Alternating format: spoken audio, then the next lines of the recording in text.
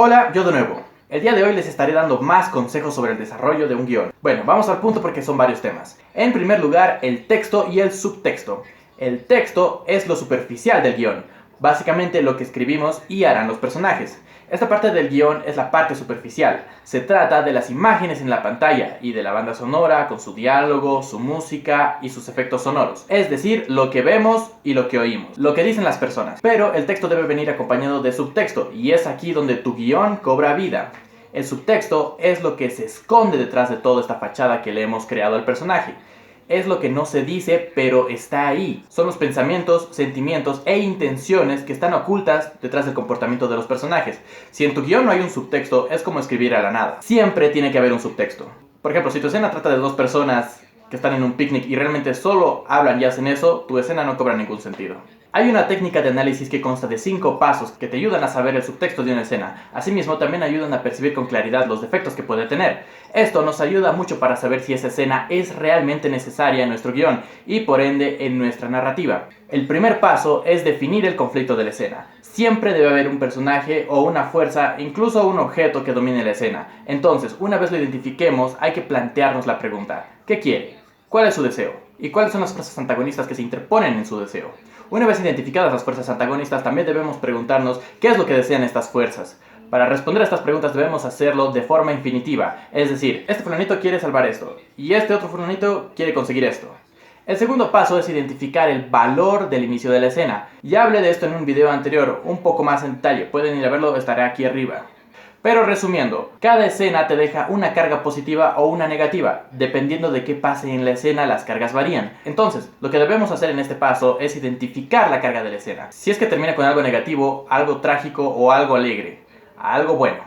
Paso 3. Dividir la escena en golpes de efecto. Cada acción genera una reacción en un personaje, y esto crea un golpe de efecto. Entonces, en este paso lo que haremos es identificar las acciones de cada personaje durante una escena. Por ejemplo, Menganito levanta la voz, Fulanito se niega a hablar, Menganito lo amenaza, Fulanito se asusta, y así. Paso número 4. Anotar el valor final de la escena con el inicio y compararlo. Si la escena comienza con el valor positivo, por ejemplo, y al finalizar la escena sigue teniendo el mismo valor, entonces, amigo mío, tu escena no tiene mucho sentido. Puede que hayas explicado muchas cosas, pero realmente no genera mucho al espectador.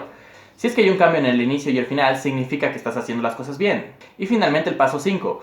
Revisar los golpes de efecto y revisar los puntos de inflexión. En el paso 3 expliqué de qué tratan estos puntos de inflexión. Lo que hay que hacer es ir revisando uno por uno los golpes de efecto y según el resultado que tú quieras que genere tu escena, los vas cambiando. Solamente tienes que revisar los golpes de efecto y ahí encontrarás el punto de inflexión, que es lo que hace que tu escena no tiene el resultado que tú quieres. La composición. En la composición lo que trata de hacer el guionista es ordenar las escenas de manera que la narrativa tenga sentido. Para hacer esto hay que saber qué incluir o qué excluir de tu narrativa. Saber si realmente esta escena aporta o no. La unidad y la variedad.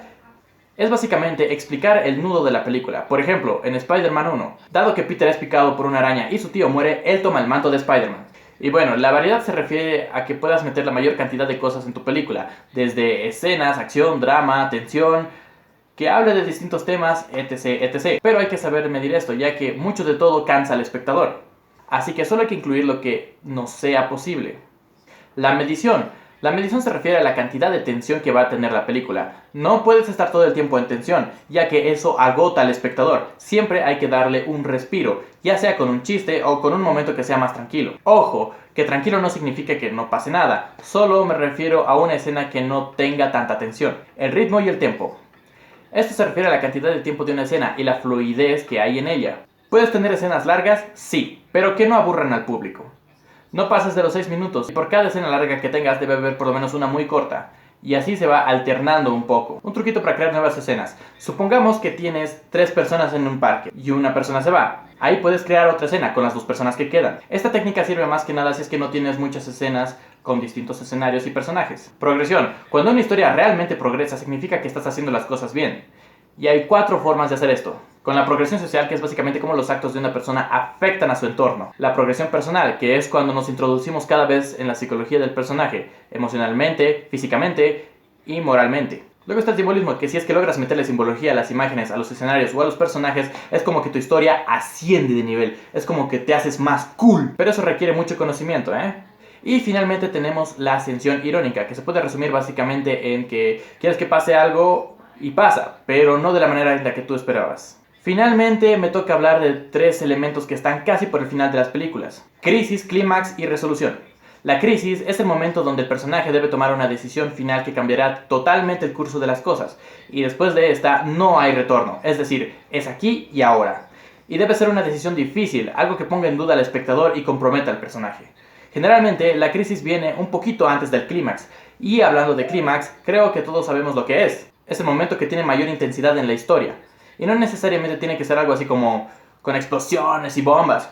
Puede ser tranquilamente la ruptura de una relación o la discusión entre 2 personas. Y finalmente la resolución, que es cómo termina todo después de la crisis y el clímax. Es decir, esto es como una cortesía para el espectador. Puedes no incluirlo, pero es una falta de respeto.